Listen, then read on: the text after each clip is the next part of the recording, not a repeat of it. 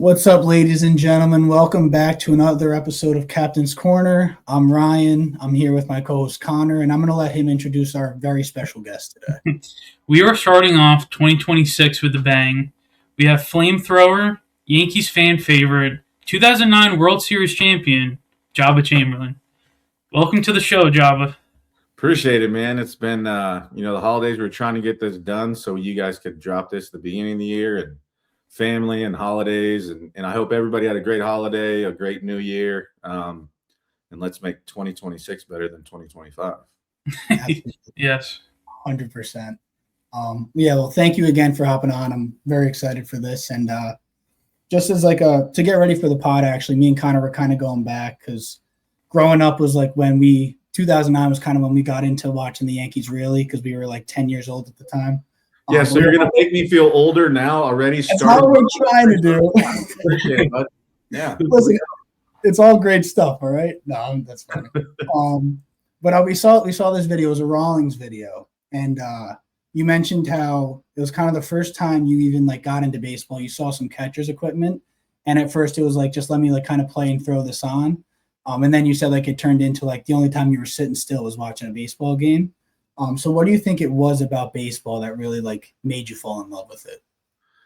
I think it was a little bit twofold. We lived right across the street from a school that had a softball program, and they had a bunch of leftover stuff. And my dad was a huge baseball fan. My dad got the epidemic of polio in 1952. He was in the children's hospital for 6 years, 11 months, and 21 days. And he was in 13 foster homes. And his one thing and my love for baseball came from the fact that my dad could never really do anything, but he loved baseball and the chess match that it was. So I think part of it was as a young kid, we liked dressing up and doing those things. Mm-hmm. And then it turned in as dad had all this stuff, and I was too young to know what it was, but I was like, this looks cool. You feel like you're invisible at that point. You can do anything to me. And he started explaining it, and he taught me to do old school scorebook when I was 4 years old. And that was the time where I sat still because dad would sit in his chair. I'd be on the couch. We'd watch a game, and I would keep book. And it was something that my father and I connected on in such a different way, just because, my dad couldn't go outside and run and play with me. So that was our way of connecting, of having that relationship and doing the things we could. He gave it his best. He'd sit in his chair, and he only had one hand that he could use. So he had the same glove. He'd take it off, and then he'd underhand throw as far as he could. And, I'd run. And there's the one time he could let me get grass stains and I couldn't get in trouble. And so that's kind of just the way it started, and just the love for the game. And it's just so weird how it transgressed to obviously what the game is today. And then, me being a dad now to a baseball son, where it's just those moments that are really cool, just being able to play catch with your son and do those things. So I think it was twofold, because I ended up learning to love the game, but it started with the fact that I was able to understand the game and kind of, and how to do things. And my dad, he went to the University of Utah and pre-law and social work, and then he became a judge in the prison. And so he's very meticulous about every detail. My dad called me home from school one day because I didn't put the remote back to where I found it. Wow. That's just the way he was. And I think that's why I love the game of baseball, because it's a game of inches, right? Mm-hmm. And you don't really realize these things until you get older, how important that is, not only in the game of baseball, but the game of life too, because it's going to be good and bad. We're going to fail, but sports, as in a general sense, does that for us all as individuals, as brothers, as husbands, as friends. I just think it all intertwines, and that was kind of start for sports for me in general.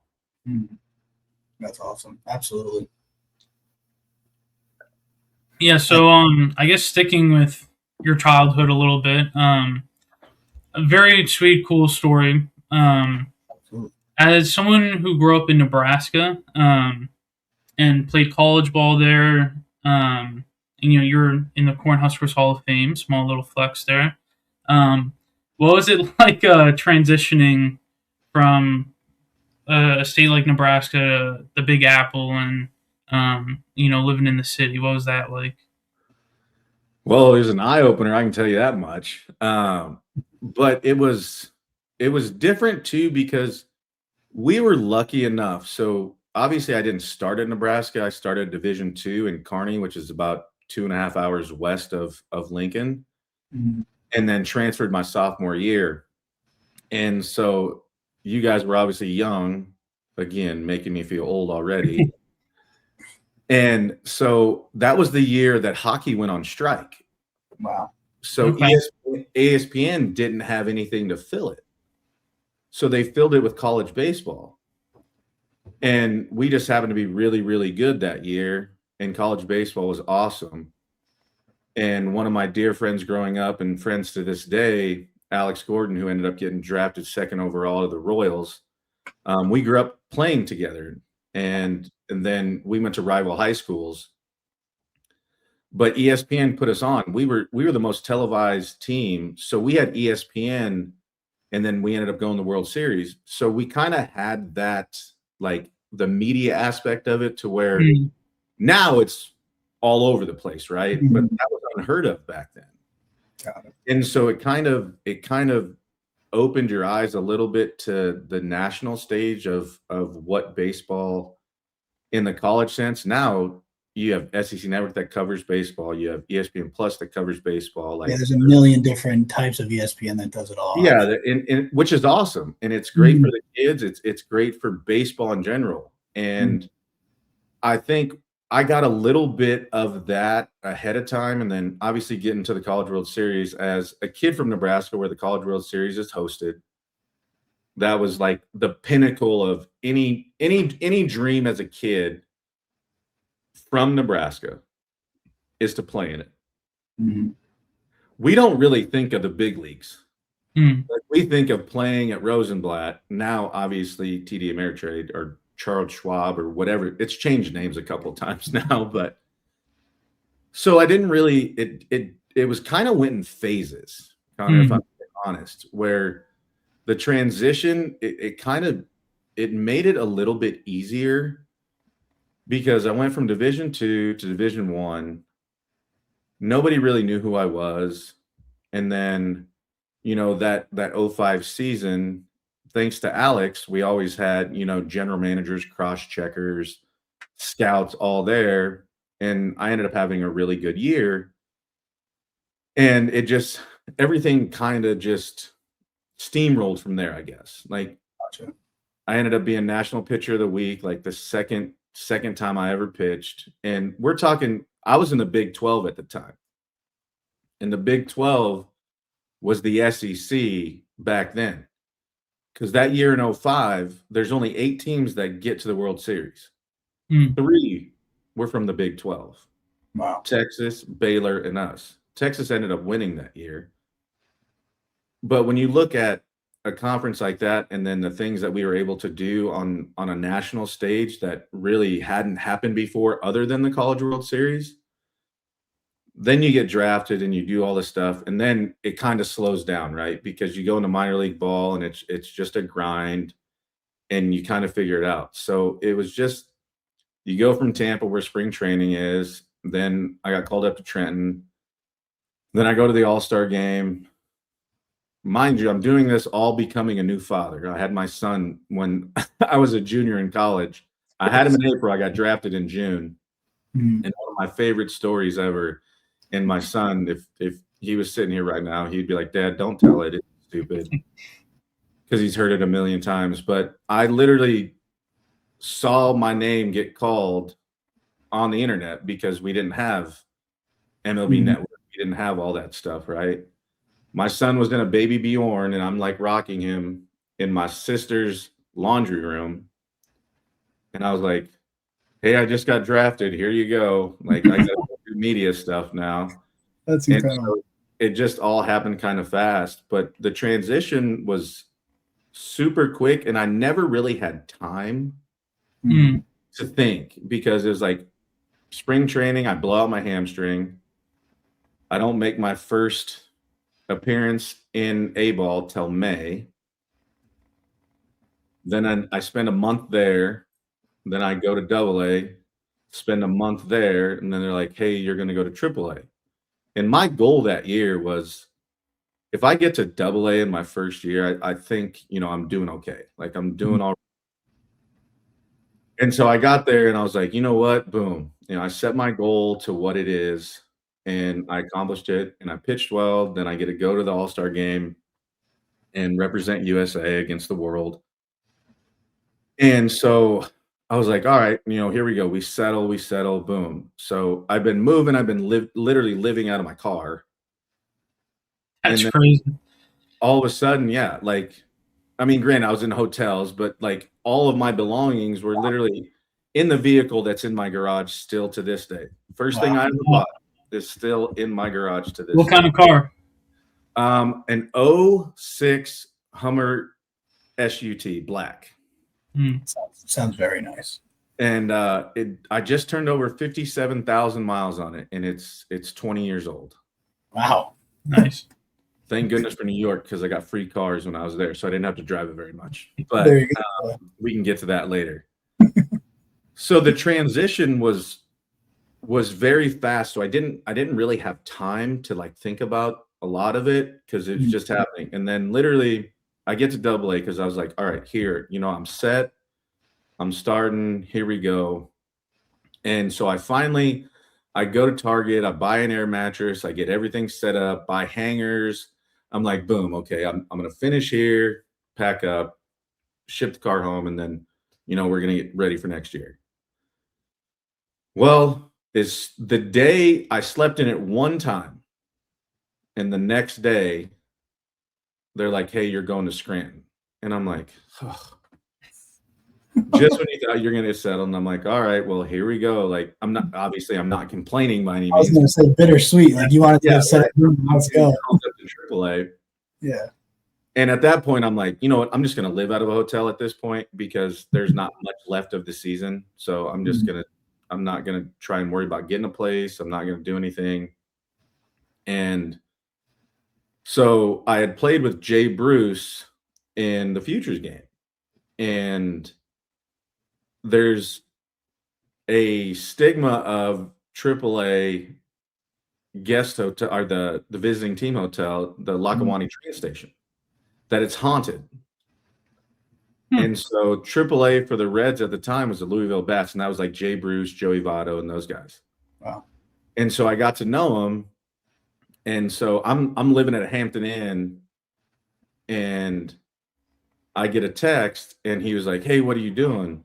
And I'm like, nothing, just hanging out. And he's like, come pick me up. And I'm like, he goes, this place is haunted. I need to get out of here. And so we're living on Montage Mountain, and I don't know if any of you guys are Office fans. I literally I'm in Scranton right now, so yep, absolutely. Oh, okay, yeah. And so I'm at the Hampton Inn on top of the hill before you go down the hill, before you get to the field. Yep. And so I go pick up Jay, and I'm like, you want to grab some lunch?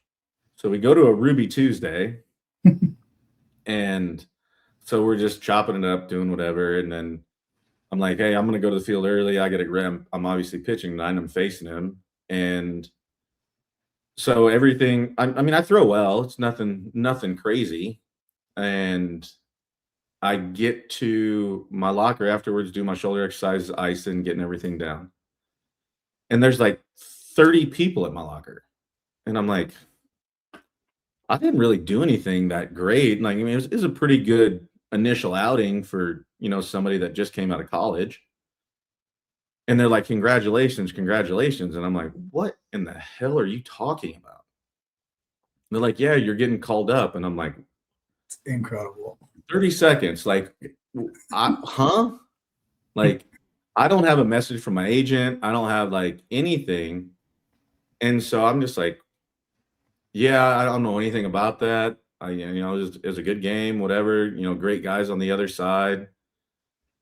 And so I get in the next day, and I start my day after routine, and it was raining that day. And so I was like, I'm just going to, do my 45 minutes on the treadmill, and had my headphones on and getting ready to go. And Mark Newman, God rest his soul, he's passed now, was our director.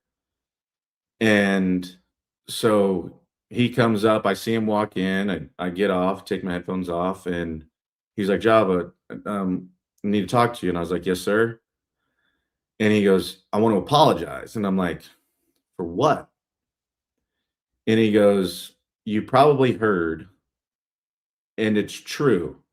And my heart sinks. Like, I'm like, what? Like, what are you talking about? And he's like, you're going to the big leagues. And I'm like, huh? And he goes, but, and I'm like, okay, here we go. What's going to happen now? And he goes, we're moving you to the bullpen. And I've never thrown out of the bullpen in my life. So I'm like, okay, what does that mean? And like everybody's starting to get there, starting to get to the clubhouse at that time. And so I'm like, I don't, first of all, I don't know how to feel, because he's like, we're going to give you your 5 days rest like you've had all year. And then we're going to move you to the bullpen. And I'm like, okay. And he goes, we'll talk more, but I just wanted to let you know. And I was like, yes, sir. Thank you. So at this point, I'm like, do I cry? Do I finish my workout? Do I try to take all of this in at this point? So I'm like, I'm going to finish my workout. So get everything done. And Jeff Karstens, who I had met because he was rehabbing as well, and he was a big leaguer at the time, and he was in AAA finishing a rehab stint or something. And so I was like, hey, can I talk to you outside for a second? And he was like, yeah, what's up? So there was doors right outside the weight room. And I go, I got a question, man. I just heard I was getting called up to the big leagues, but I'm going to the bullpen. And he goes, dude, congratulations. Like, that's awesome. And I was like, yeah, but I got to throw in the bullpen. They've never seen me throw in the bullpen. I don't know what the heck I'm doing. Like, I have no idea how I'm supposed to do this. I'm like, do I call my dad and tell him? Because God forbid, what if something happens? Like, I don't want to get my dad's hopes up and like my hopes up as well. And he's like, just let it play out. Let it play out. And I'm like, all right, here we go. Like, guess I won't get super excited and not going to say anything to anybody, because I'm like, what if it really doesn't happen? Because you never know, right? Yeah. And so I go watch people in the bullpen, and it's like Jose Veras, Ross Ollendorf, all these guys, and they're like putting cream on, drinking energy. I'm like, sure, let me try this, see if this works for me. And I'm like, I don't know. I'm just going to go out and pitch, I guess. Because I don't know what the heck I'm doing. And so that transition was a little awkward.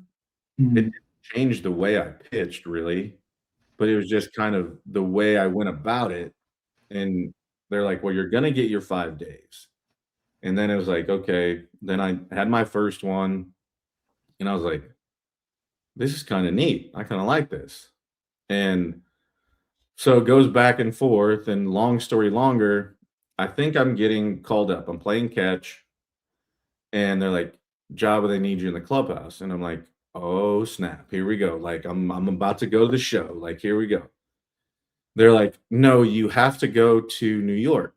And I'm like, what? They're like, you need a passport. I didn't have a suit. I had collared shirts, but I didn't have anything like nice. And they're like, you need your passport, because the next trip that the Yankees were taking was to Toronto. Wow. And so I was like, I don't have any of this. I didn't go out of Nebraska till I was like 14. So like I didn't have any of this stuff. And so I was like, our clubhouse guy, Todd Negocian, was like, hey, you need like nice clothes. And I was like, I don't have any nice clothes. Like, I have collared shirts to go to the field with, which now you don't even need collared shirts. Like, you can go in shorts and a t-shirt. Yeah, whatever you want. Yeah. And so I'm like, all right, so go shopping, do whatever. They're like, you have to have a nice travel bag and everything. And I'm like, nice travel bag? Like, what do we? I got my Nebraska like backpack that I had from college. And so like the transition wasn't so hard because I didn't have enough time to think about all it. It was just all the little stuff that you don't think about when you are like embedded in the game and doing all that goes into it that Mm. obviously nobody sees, right? Yeah. And so that transition wasn't super hard, but then like getting to New York, and I'm kind of glad that I was able to do it on the road, even though it was super weird because when I got to the hotel, there's people waiting outside and like, can I have your autograph and this, that, and other thing. You used to like little kids in minor league parks asking for your autograph, and it's like, oh, that's sweet, they're asking. But now it's like people waiting for you to get there at the hotel, and you always had a roommate when you were on the road when you traveled in minor league ball. And so my agent meets me there. My flight's delayed when I get there. And I'm like, really, could this go any better or worse? I didn't know how to think about it, but it was the best thing to happen because I was able just to sit down, plug my phone in, and I called every coach, Mm. and it was awesome. It was awesome to be able to take that time. It was one of the coolest experiences just to be able to like reflect and be like, you've always watched these guys on TV. Now you're going to be one of them. Mm. My favorite part of it, though, is when I actually got the official call, I was ordering off the dollar menu at Wendy's, and I didn't even get to eat my food. Well, This, this yeah. entire process, it sounds like you were just like you said in the beginning, a whirlwind. It sounds like just next thing to next thing. Like, so, oh, that's incredible. That's so awesome to hear about. Wow. Yeah, I think that kind of leads perfectly into another question that we were going to ask, kind of along the same lines. You're talking about how it was a whirlwind and you didn't really have time to process a lot.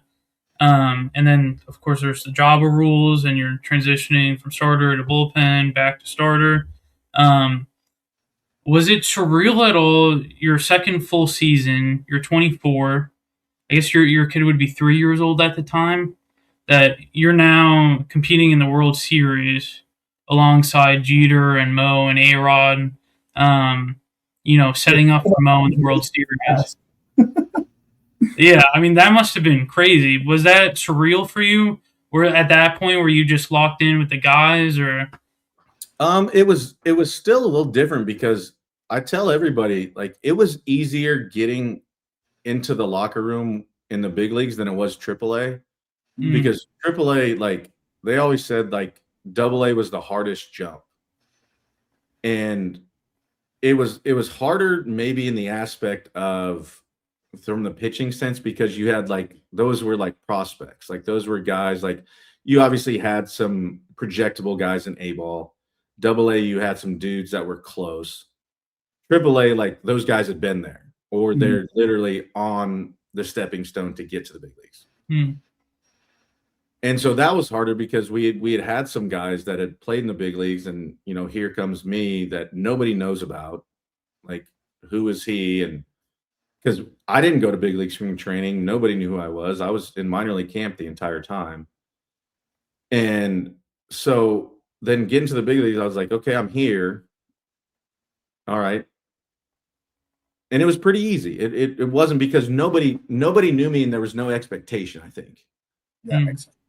I think obviously the front office knew because they wouldn't have put me there if they didn't think I could help. Absolutely. So, but nobody else had any expectation, knew who I was. Like Mo thought I was from Alaska, not That's incredible. A-Rod thought I was from Africa. Like it was just all over the board. They all sound similar, at least. We'll give them that. Yeah, you're right. Yeah. And then we're stretching the first time, and that was when I don't know if you guys remember this, but Hughes, his first start was in Texas, and he had a no-hitter and then blew out his hamstring. Mm. So I got to know him a little bit, and he was obviously the number one prospect coming out. And so I got to know him a little bit, and obviously my son was around, and he was little, and so they're like, "Yeah, tell him." And I was like, "Yeah, well, my son's 2 or 1.5 at the time, I think." Um, so they're like, "What?" And I was like, "Yeah, I'm a dad, and I'm still here getting my feet wet with you guys." But they always made it very comforting. It was never it was surreal because as a baseball fan, which I am to this day, to think that I was in that position to be able to be and share a locker room. And not only that, like the baseball fan in me was like, I got to play at Old Yankee Stadium. Like the history of it. And then I got to open a new one. And you don't really think about these things like as you're doing them because it's kind of it's part of your job, right? Everyday life, yeah. But then you think about how Java Rules hasn't died and it never will because something's going to come up where the bugs will never change either. That's always going to be. I know that was on your topic sheet. So I know we're going to talk about that. But it's weird to think like I was the one that broke ground on the new stadium. Like I represented the team at that point. And then I'm the last person to ever strike anybody out at Old Yankee Stadium. We were going to ask about that too. Yeah. And so it's just weird because as a kid, you watch all these guys and you're like, I love the game of baseball. And now I get the opportunity to play it. So I don't ever think it was surreal in the aspect of like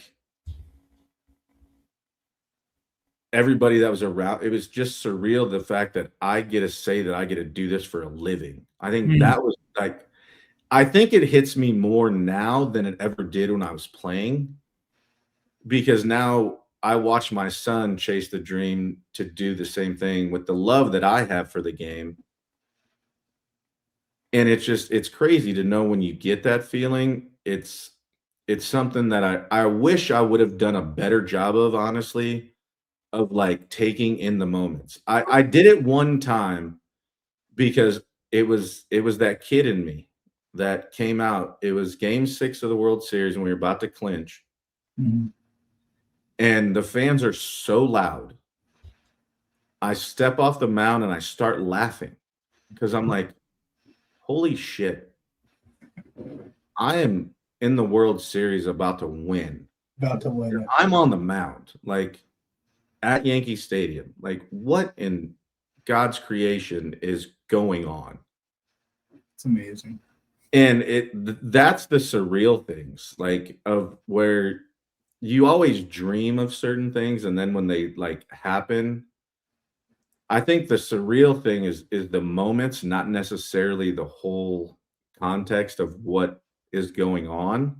I think it's just the moments that just kind of hit you and you're just like, wow.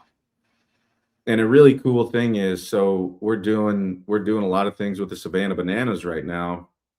And they came and watched my son throw a bullpen about 3 weeks ago.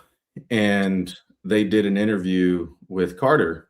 And he now has been away from home and started his journey in college baseball, and asked him some questions. And he was like, yeah, he goes, I never realized how cool it was to be able to be in a clubhouse and do those things and be with my dad when he won the World Series and be like, and then in 15 when I was with the Royals and we did the same thing, and he was there for that. And he goes, it's just really cool, to be on my journey, but to know how fortunate I was to be able to have those experiences. And my son has never told me that. Never want, and never will he admit that I'm cool by any means. And I understand that as a dad.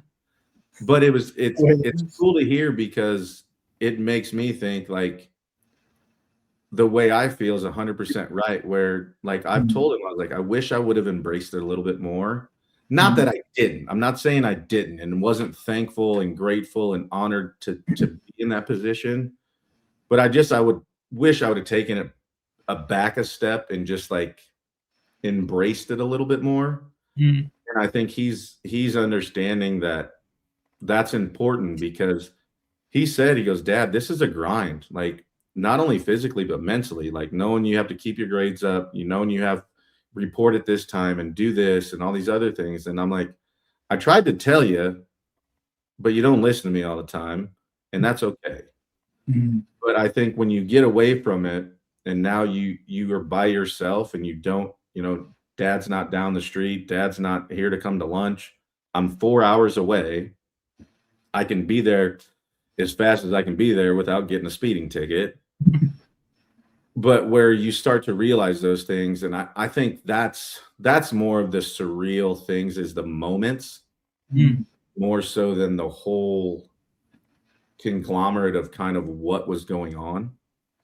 I totally get that. That makes me think, like, when you were talking about your journey up to the bigs, I immediately thought of when you said like how you wanted to make sure you were getting the official call. I think back to like this past season. I think it was this past season. Jorbit Vivas, he'd come up for a day, get sent down. Come up for 3 days, get sent down. And then you look at a guy like Spencer Jones, who's just, we've talked about him for years and years, but he's lived in AAA. I wonder, like, do you have any opinions on kind of just how, I feel like it's a big topic, how Yankees handle prospects and like just tying into that grind, like how does a player like Spencer Jones pan out? I mean, things like that. What are your kind of thoughts on that? I think there's a method to the madness. I think obviously I'm not in the front office. I don't know. Yeah. What I will say in my experience, and I can only speak from my experience, is I had baseball guys in the front office. Stick Michael, God rest his soul, was a huge conglomerate of mine because, he came out and watched me, and Billy Epler was a part of that process too. Obviously, Cash was part of that process. So there was a lot of dynamic that went into it, where I think now the analytical part of it is kind of taken over to an extent, where I think there needs to be baseball aspects of it, because there's a lot of guys that have played this game that have been great players, where analytically they probably weren't great, but you can always look at numbers, correct? There's two things you can't quantify or look at analytics, and that's here and that's here. You can't do that. And you can't quantify work ethic. You can't, and those guys that nobody thought I would have ever been anything. If you'd ask any of the people I grew up with, like, yeah, he was a good, short, fat athlete. Like, he was good at everything. He wasn't great at anything. Like, and so, but growing up with Alex Gordon, we knew Alex was going to be a big leaguer. Like, we knew.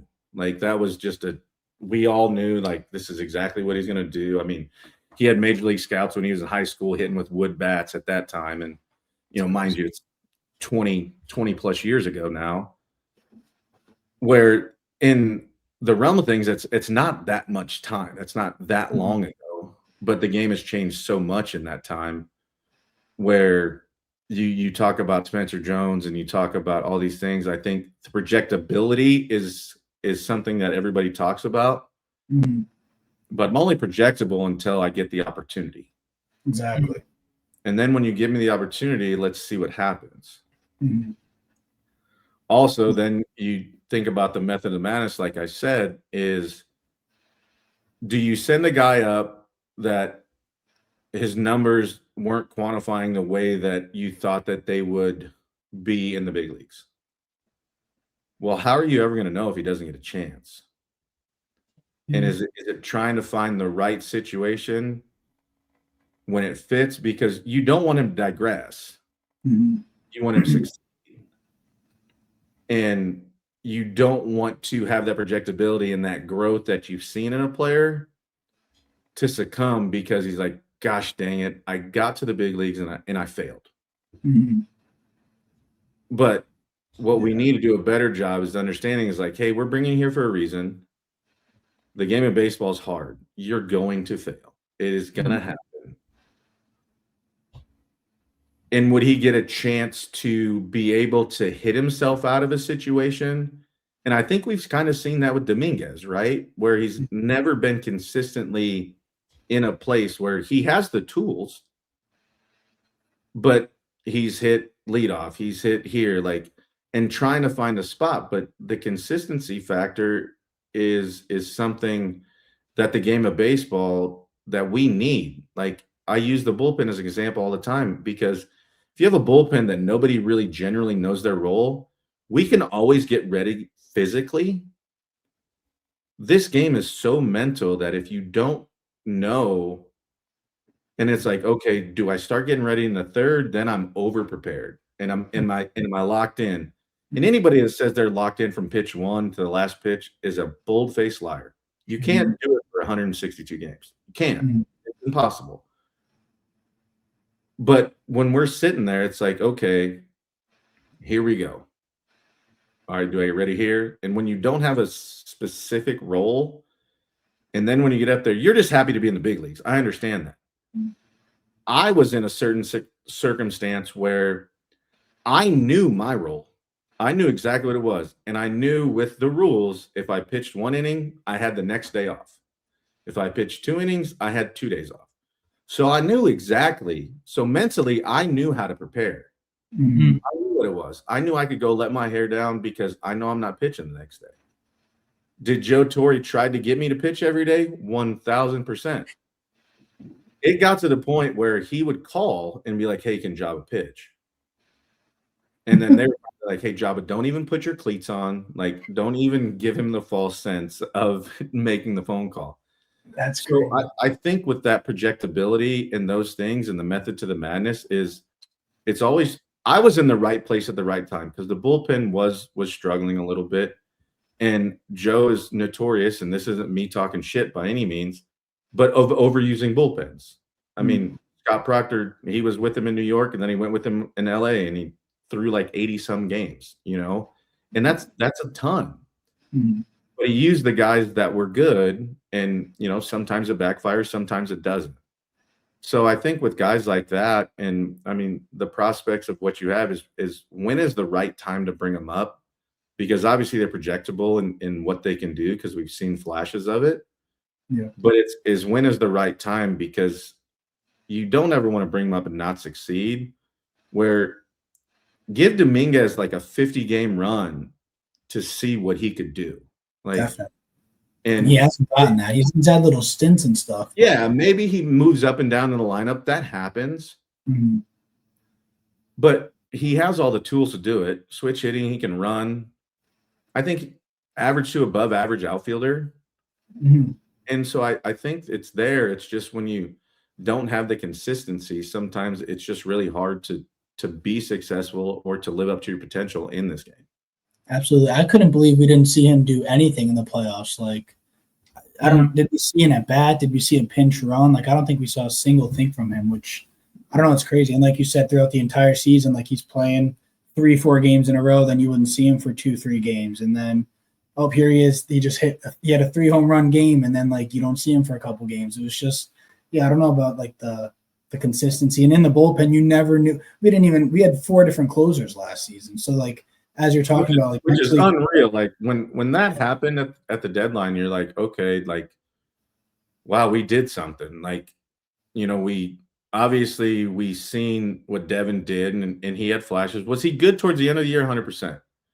And I tell everybody this. I go, it's different pitching in New York than it is in Milwaukee. Like, the game doesn't change. The game doesn't change, and that goes back to kind of what I say of like the whole context of it. Like, there's so many pieces of the game that people don't understand that we deal with because you see the 9 innings. You don't see all the other stuff. And I think that was part of it. And I think, and I wish him all the success in the world, even though he went to the Mets, but he has a better understanding of what it is to be in New York and to pitch, good and bad. And so I think that's only going to help him. But also, too, it's like when you have 4 closers, how do I know what's going to happen? We know when it gets to the playoffs, it's all hands on deck no matter what. Like, there's no, like, during the regular season, if you're the setup guy or closer, usually get there in the 4th inning. You kind of get your stuff ready. Everybody's doing theirs. You get your stuff ready. Unless you're Mo, and Mo could do whatever he wanted because I would say pitchers in general. I'm not talking about starters. I'm not talking. He's top 5 of all time. Agreed. I'd agree. Yeah.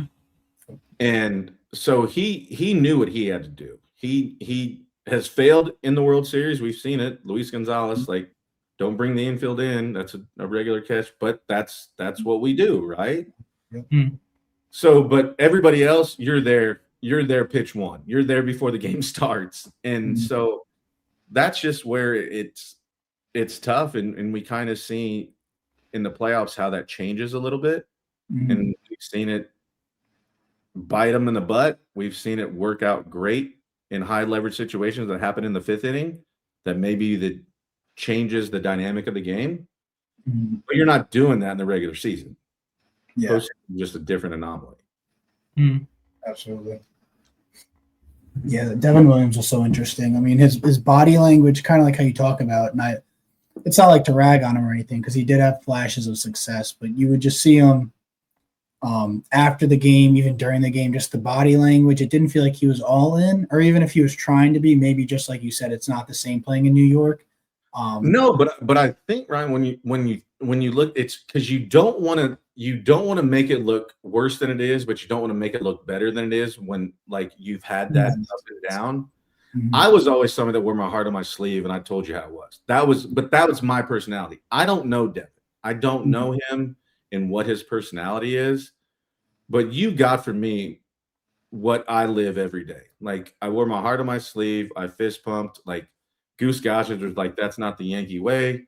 Goose, let's have a conversation. When they used to have bullpen carts and Mickey Rivers would jump on the cart and be like, don't bring Goose in. Like, come on, man. Like, absolutely. It was just, there's more so that to be talked about now because just the social media aspect, the more coverage on things. There's not just one beat writer, there's everything. So, and I get it. And one of the greatest compliments I could have ever got was 2008. I had a Frank Thomas poster because a kid from Nebraska, we got to watch White Sox, Cubs, and Braves. And I had a Frank Thomas, and it said Big Hurt, and he looked like an absolute figure. I was like, holy cow. Then I met him. I was like, this is a large human being. Yeah. And he was so nice. And I punched him out. And it's like somebody I saw every day.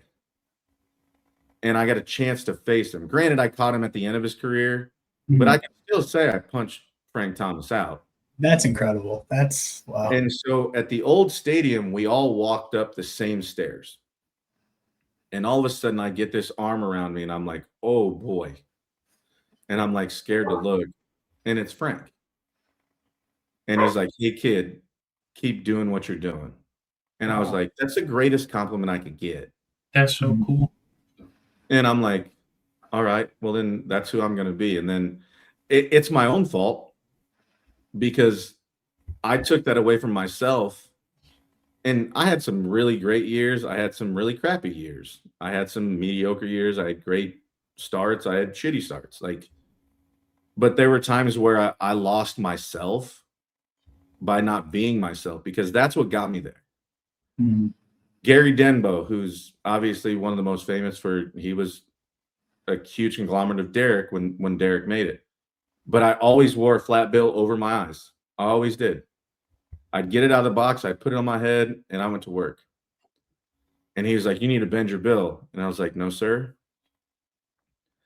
And so I get to the big leagues, and he's up because once we get towards the end of the season, like all the coordinators and roving guys all come and do all the stuff. And he gets there, and he comes to my locker, and he's like, I guess I can't tell you to bend your bill now, can I?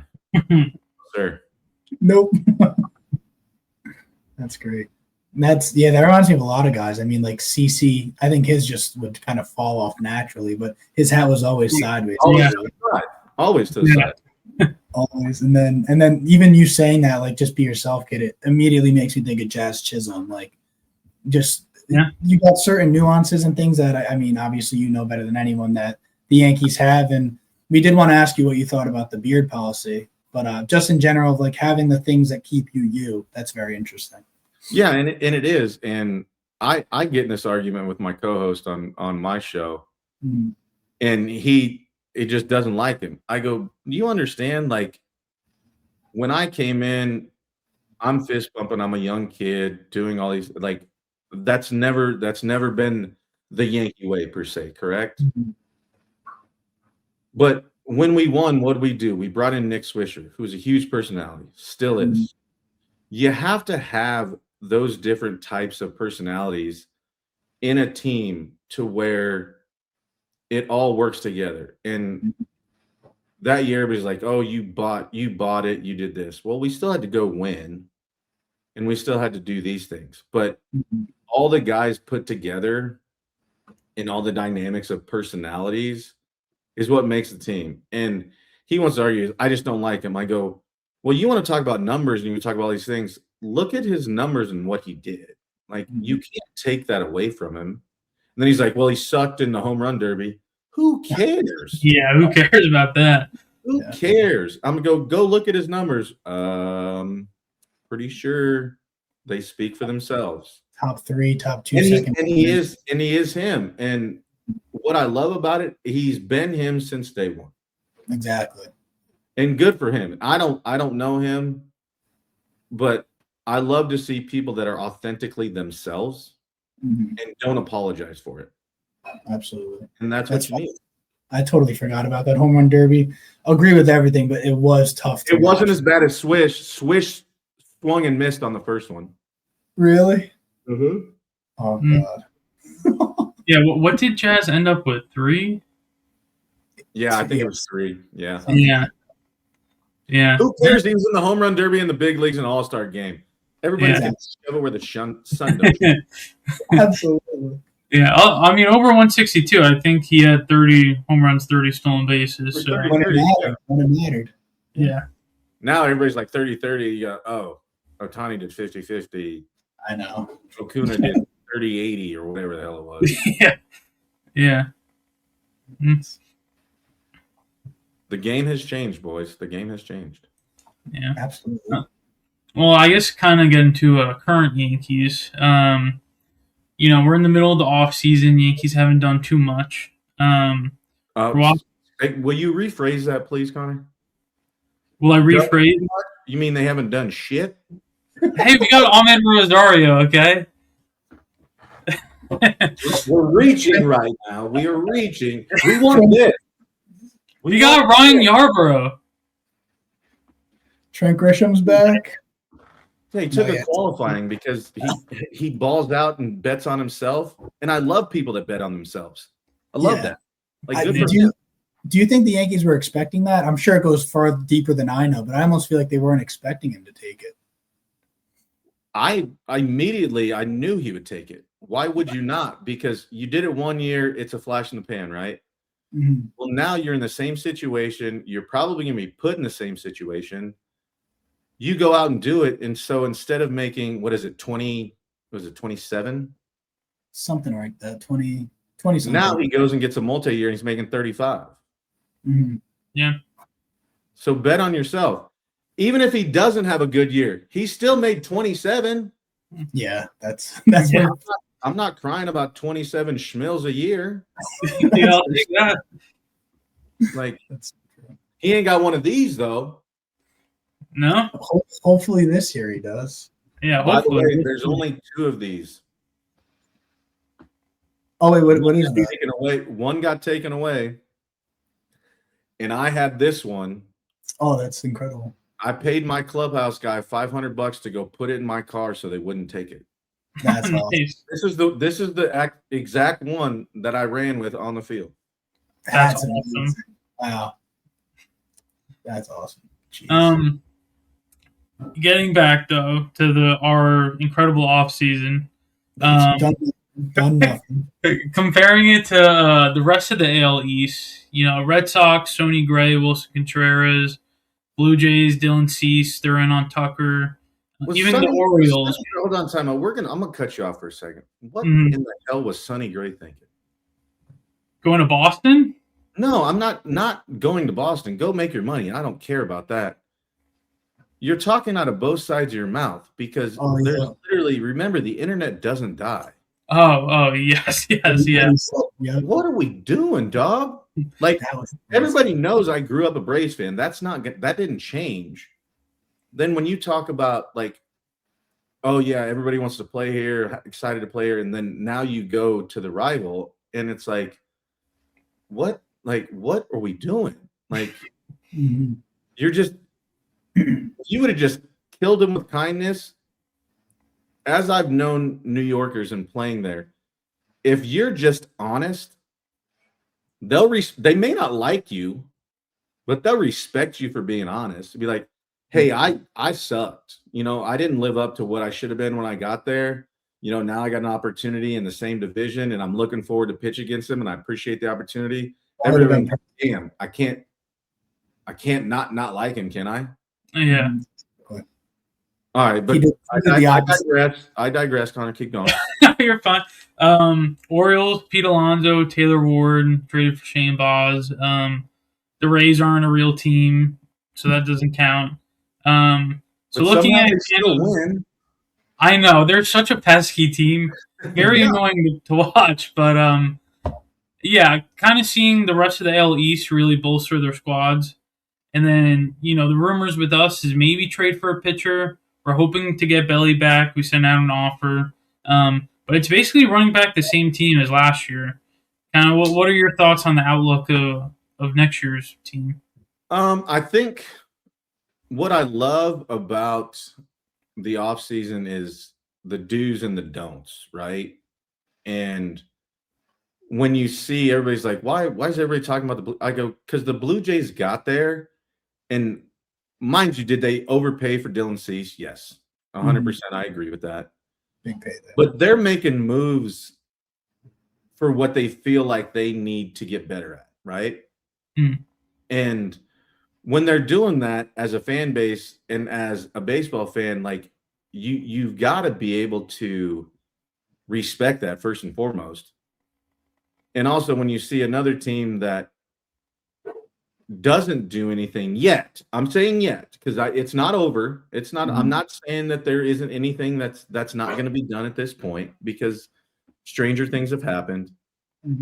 But when you see other teams doing it and your team staying stagnant, it kind of, like, in all my fans on Twitter and stuff, and I've asked, and I even said it the other day, what are they going to do? They're going to actually make it happen, or they're going to talk about it?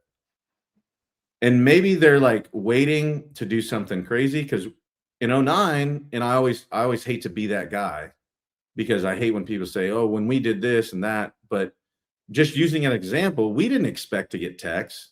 Like we didn't, that was like, holy crap, we got him. Like, all right, well, we just got way better at first base, and we got a switch hitting bat, and he's an unbelievable baseball. Other than Tex pissed me off though. I hope he wins his race for Congress in Texas, but I was big. I didn't like to waste energy. And anytime a ball was hit to first, I'd go to cover, and he'd always take it himself. I'm like, come on, man. Me and Cece would always talk about that. We're running over there. At least give it to me. Yeah. That's amazing. But I think Yankee fans are getting very, I don't know if I wouldn't say pissed is probably not the right word.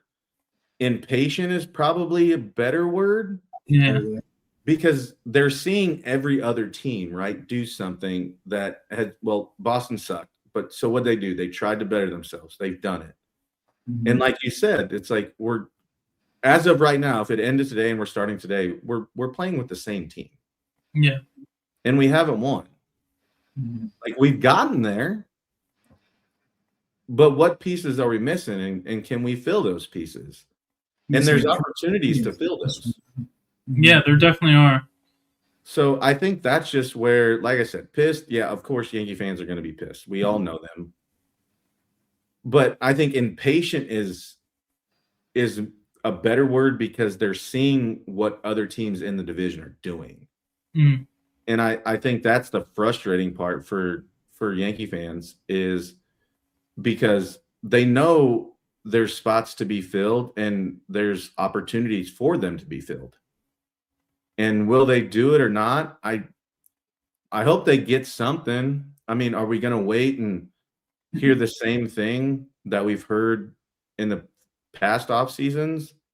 Are we going to get Garrett back around the deadline, hopefully before? I think they said like But is it- June. Yeah. But is it going to be the same thing that he says? It's like, hey, we're getting somebody back off the DL. That's like getting a free agent. Like Every year that happens. Every year. yeah, and so it's the same thing you're hearing over and over again, right? And so I think Right in front of us. that's where the impatience comes from. Yeah. Absolutely. Yeah. If you were Cashman, putting your GM cap on, say we get Belly, what's one other move you would make to the offense? Because I feel like our pitching, once everyone's back and healthy, isn't as much of a concern. But would you go after a Bo Bichette, or is there anyone you think under the radar we could get? I think in a perfect world, if I could do it and I'm just going balls to the wall, I wouldn't give Belly 6 years. I wouldn't. And I would give him 4 for 35. Give up the years for a little bit more AAV. Mm. Bichette, I don't know which, because they don't see him as a shortstop. He's already said that, he's open to moving to second base. I don't know if that's the move, because then what do you do with Jazz? Do you end up moving him to third? Then you have Ryan McMahon still on for what? I think it's 8 this year, 8 or 10. Mm. Yeah. A Ketel Marte, what do you do there? I don't know if there's an underlying one that like stands out really. I don't really think you go after Bichette just because you don't know that. Like, I think there's too many moving pieces for that. Mm. Because then it's like it's the move and the shake and whatever. Belly for me is where obviously Kyle Tucker is the name, right? But where I think Belly gives you so much more value, and I think it's very underrated and people don't talk about it a lot, is defensively. Absolutely. You don't lose anything with him defensively no matter where you put him. Yeah.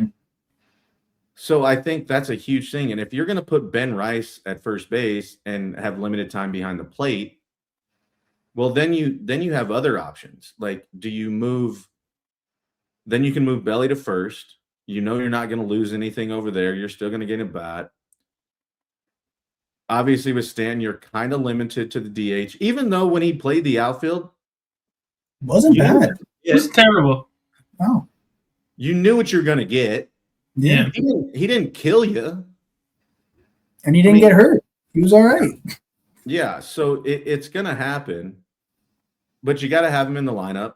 You have to have playoff stand. You have to have him healthy going into that. But I don't think there's any underlying guys that I think what we kind of touch on. You got to have the pieces. And is that maybe a spark of bringing a young guy up and giving him the opportunity to maybe put a spark in some of this? Because new energy is good energy. Absolutely. And it creates a buzz that necessarily may have not been there. So I don't necessarily think you go with the same team just because you do the same thing over and over. We've seen what's happened, right? Yeah. Okay. So I don't think they're done. I honestly don't think they're done. I have a little bit of insight from my end, but nothing to where I could be like, yeah, I think that's going to happen. I think Scott is literally waiting to see what Kyle does to what Makes happens sense. with Belly. And I had a tweet go viral because my dad kicked Scott Boras out of our meeting when I was in college. But I saw that. That's amazing. That was God rest my dad's soul. I love him and miss him every day. But it was one of the funniest things because I was so excited when, back then, you guys would know this, but he left a message on our answering machine and my dad called me. I wasn't home and he's like, "You'll never believe who left a message." And at that point, I'm 18 years old, and I'm like, Scott Boras called my house, like, holy crap. Like, and so it's just funny, but he is considered the best at what he does is because he's done it for so long and he's proven to be able to do what he wants. And people work with him because they know he's the best, and he usually has some of the best guys. So I think they're waiting on that to see kind of where that market's at, because he is younger than Cody. But I think Cody's undervalued for the fact that defensively he can do so many things. He was unbelievable defensively last year. I mean, he made every play he was supposed to, but then he literally won us games with his defense. His throws, sliding catches all over the place. I agree. I think that goes. We look at Kyle Tucker's like batting stats, and they're unbelievable compared to Belly was still a good batter, but what he does in the field, no one talks about it enough. I agree. Yeah, I think it's underrated. Yeah, and I think even another aspect, I mean, Billy's proven he can play in New York. I mean, Tucker played for Houston, and that's another big team, but that Bellinger's was proven himself. growing up there and growing up around the game. Like, when you grow up around the game, my son is at a junior college right now, and one of the things that these big one, we got one from Auburn.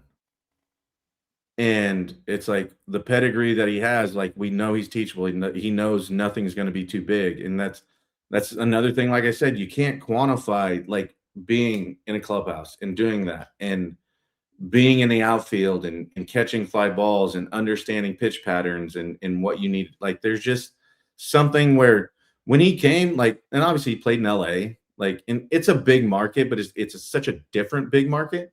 Mm-hmm. Where, like, when he got here, obviously his dad played here. Like, so he grew up, he knew what the city was, he knew what to expect. And it wasn't anything different for him. And he showed it.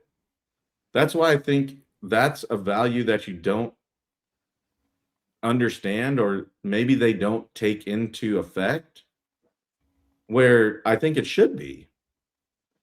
And who knows, like, Jacoby Ellsbury, let's look at that example. Yeah, he played in a big market in Boston. Look what happened here. Yeah. So you never know, but he never had a Bellinger year. Exactly. Came off the MVP year, came here, and then didn't do anything. Mm-hmm. Belly came into it and was like, I'm just going to be, did he have some down years? Yeah. But he knew it was just a different team, same game, and that atmosphere didn't hurt him. Because he knew what to expect. Yeah, I also love him between Judge and Stanton in the 3-hole. I mean, that's just a beautiful 2, 3, 4. Because you don't get a break. Yeah. We'll see how Grisham is at leadoff. You know what? He's I guess he's the Wish version of Kyle Schwarber. That's what he is. If he had the same regular season or similar, I'll be very happy. I'll give him that. He can play defense. He's the Wish. He's the Wish version of Schwarber at the plate, playing center field. That's not taking easy. We've all ordered stuff from Wish. Let's not get it twisted. Great website. We're an honest podcast, that's for sure. But my only concern with Grisham, and if he can do what he did or similar to the regular season, that would be great. It was just watching him in the playoffs. It felt like, since it was good pitching, he just seemed so lost. I'm just nervous that this was like an absolute unicorn year, and it kind of was in terms of stats, but Grisham just concerns me. I don't know. And he's good defensively. It's fine if the bat doesn't pan out completely, but I don't know. I think too, where a lot of it comes to the postseason, because everybody knew Alex was a great player, right? But until he did what he did in 2009, they based it upon that he was a great player, but he wasn't good when it counted. So similar to Judge. That's the same kind of narrative. I mean, he did it. Okay, so let me ask you guys this question, and I've asked it a lot, and I'd like to hear your guys' opinion on it. So obviously we know he's great, and there's levels of greatness. and his numbers have proven it. He's gotten better as he's gotten older, strike zone discipline, and his numbers just continue as average and all the other stuff. When people are like, average doesn't matter anymore, and so on and so forth. But do you think that him not winning, and he hasn't had a great postseason, and he hasn't won. Do you think if he doesn't win, that doesn't cement his legacy in Monument Park? I mean, I would say that his legacy is already cemented, that he's already a Yankee grade, one of the best right-handed hitters ever. But I do think if he wins a chip, it's another level. Then he's like Babe Ruth, all those guys where his skill might be there right now, but with the playoff success, I don't think people would necessarily put him in those regards, in terms of like Yankee grades. But if he wins a chip, I mean, it's another world. But he's already Hall of Famer. Oh, 100%. I don't disagree, but the one thing where you can't be put into that category is if you don't win. Like, there's so many guys that have won with the Yankees that still hold on to that, because if you win with the Yankees, you don't even have to be great. Yeah. They're going to remember you. I just thought of Tanaka. Like, he was such a good playoff performer that people still love talking about how great Tanaka was. Some of his regular seasons weren't great, but yeah, in terms of your question, I think he is cemented as a great, and like Connor said, it'll go up a level.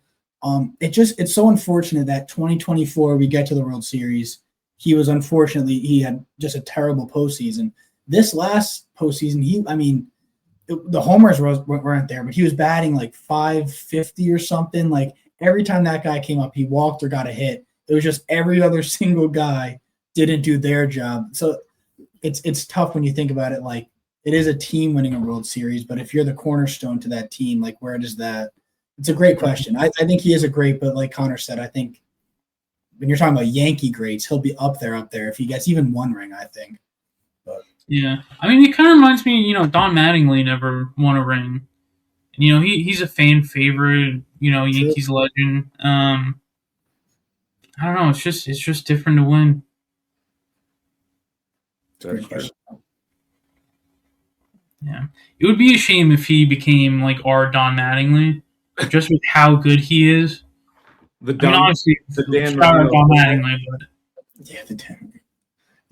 talent is so different, but yeah, Yankees is all about winning chips, that's for sure. But yeah, this has been awesome, Job. Before you go, I have a quick little. I could call it a game, but basically, it was your first appearance for the Yankees. It wasn't your first start or anything like that, just your first relief appearance. And I want to see if you could name the starting lineup. I feel like you could probably get this pretty easy. Yeah, and you don't have to go through like the actual lineup, but just position wise. I want to hear what you got. So position wise, yeah, I couldn't go like batting lineup. I could. That's asking. Yeah, that's no. Position wise, obviously Jorge's catching. Was Giambi off the DL at that time? Because he was with me rehab. He was rehabbing in AAA. I'll help you out there. Giambi pinch hit that game, so he wasn't starting. He pinch hit for DH. So was Cano's at second. Yep. Jeet was at short. Mm-hmm. Rod was at third. Yep.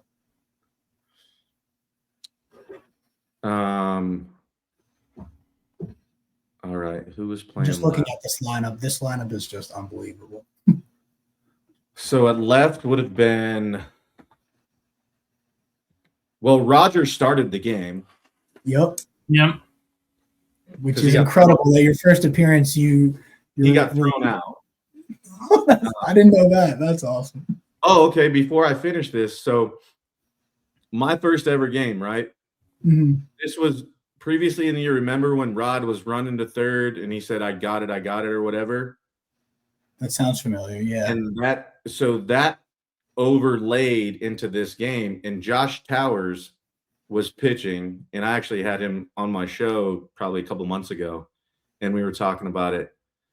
So we're literally going through, and like it's my first day in the big leagues. So I'm nervous. I have every emotion under the sun. I get to the bullpen and like I have to take a shit. Bad. And I didn't know there was a bathroom behind the bullpen in Toronto. So I walked back to the clubhouse. We clear benches. Oh my God. I'm not out there. You're taking care of business. I'm literally like, I'm walking out and I'm putting my jersey and everything back on. And Nardi Contreras, who was our pitching coordinator at the time, and there was a TV in the visiting clubhouse that as you walk around the corner is right there. And I see it. And Nardi's like, you might want to get out there. So like, I don't even put my jersey on. I just put my fleece on and I'm like trying to run out there. And so I get out there, we clear again. So I get out there for the second one. And I'm like, this is the most miserable first impression you could make on this bullpen. Because there was Scott Proctor, Kyle Farnsworth, all guys that have been in the big leagues. I'm like, I'm going to absolutely wear this. Like, I don't. And what am I going to say? I was like, I was nervous. I didn't know. They're like, there's a bathroom right here. And I was like, I didn't know that. You guys didn't tell me. So I'm like trying to put my poop in a group, get back out there. Phone rings in the sixth. Was it the sixth? Yeah. No, seventh. I don't remember. But so Roger gets thrown out. Towers gets thrown out. Angel Hernandez is the umpire. Wow. And so I'm like warming up and I'm like, all right, here we go. Like, I'm about to go into big leagues. Like, this is really gonna happen. And so I'm like, he hands me the ball and he goes, welcome to the big leagues. But if you hit anybody, I'm gonna have to throw you out. And he gives me the ball and he goes, good luck. And I'm like, all right, I can't pitch in. Okay, that's not fun. Like, because I'm gonna have to. But I was literally, it was the craziest thing ever. I mean, that's like poetry compared to your entire like. Well, oh yeah, that was easy. It sounds like this is you're ready. That was easy. But that's incredible. Who played left? Gardy wasn't there yet. No. Melky was in center. Yeah. Melky was in center. Yep. Big names in the corners. I played with a lot of big names, Connor. That doesn't help. Okay. All right, Connor, you're talking to Joba Chamberlain. We can't say big names. That's true. Give me a hint and right. That's a good hint. Philly? Former Philly?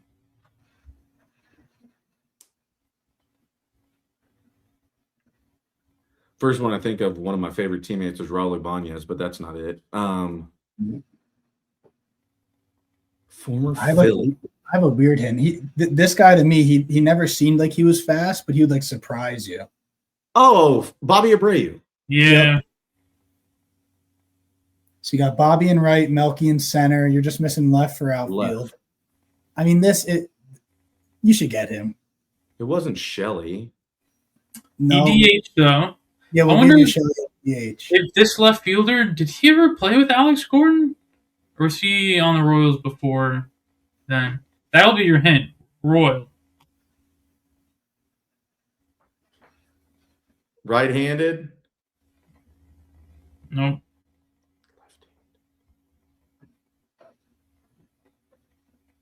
Royal before me or after me? He was a Royal before you. I think he started his career. Johnny Damon. Yeah. There it is. The worst throwing arm in baseball. That is true. And then you're just missing first base. First base, which I mean, as a fan, I would say it would probably be the hardest. I never would have thought this would be the first baseman, but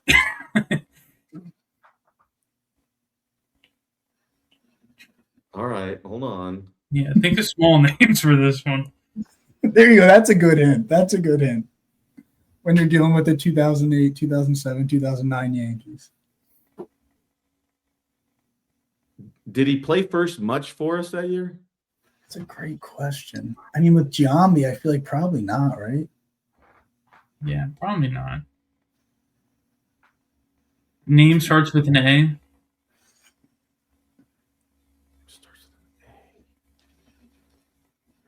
He had like 200 plate appearances. I don't know where they were at, though. All right, I'm just going to cheat for a second. Trying to think of another good hint. He's from Tuscaloosa, Alabama is where he was born. All right, I haven't even clicked on it yet. I don't know if that would even help. Oh, no.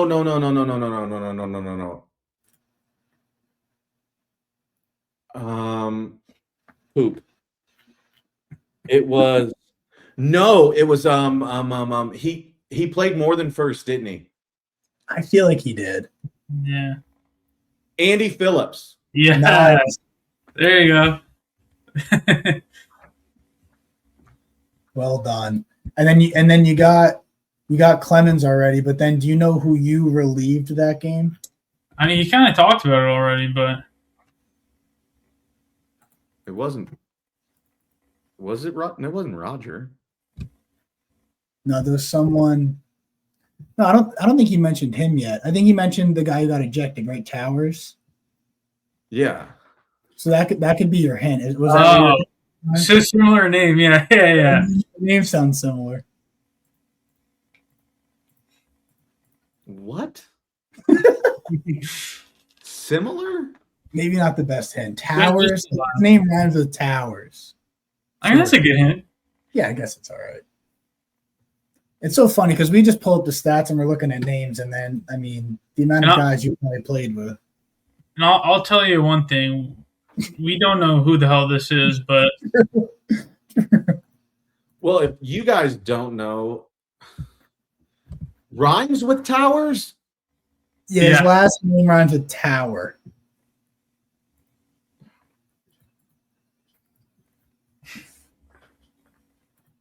It was Andy Phillips and this guy that were going to be the hardest.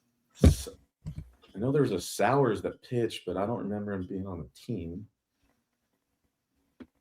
I mean, this guy played for a ton of teams too. His last season was this season. You're gonna have to give me this one. Yeah, this is Jim Brower. Jim Brower. Yeah, never would have got that.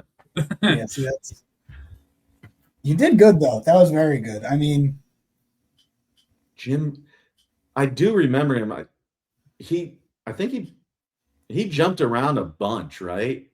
Yeah, I remember he's a short, thick, I think I remember him from the Orioles, I believe. First glance, he played for like 13 teams. It looks like he was like a Ron Vallone. Yeah, but yeah, you did well. That was a good job, Andy Phillips. I did want to ask one more question before you go, and I think me and Ryan are both just excited at the prospect of this. But we kind of were talking, and we think the Yankees need probably one more like reliable bullpen arm, or it would help. And with Phillip Rivers returning to the Colts at 44. Is there any chance, Java? Any chance you come back? Man, you know what? I still throw. Like I said, I'm probably in better playing weight now than I am. And I still play catch with my son and do all those. Can't say the same for Phillip Rivers, that's for sure. Yeah, he said he was a high school football coach. But I mean, I can still get there. I mean, I touch 94 still. I mean, hey, Scott Boras, if you're listening. Yeah, cut the talks with Belly. Let's get him on the phone with Boras. Hey, I'll take league minimum. You heard it here first, Captain's Corner. For sure. Jaba's coming back. Thank you so much for hopping on, Java. This was Thank absolutely Yeah, incredible. you Like good. Anytime, really, boys. really so thankful. Appreciate it. Thank Got you it. so much. Anytime.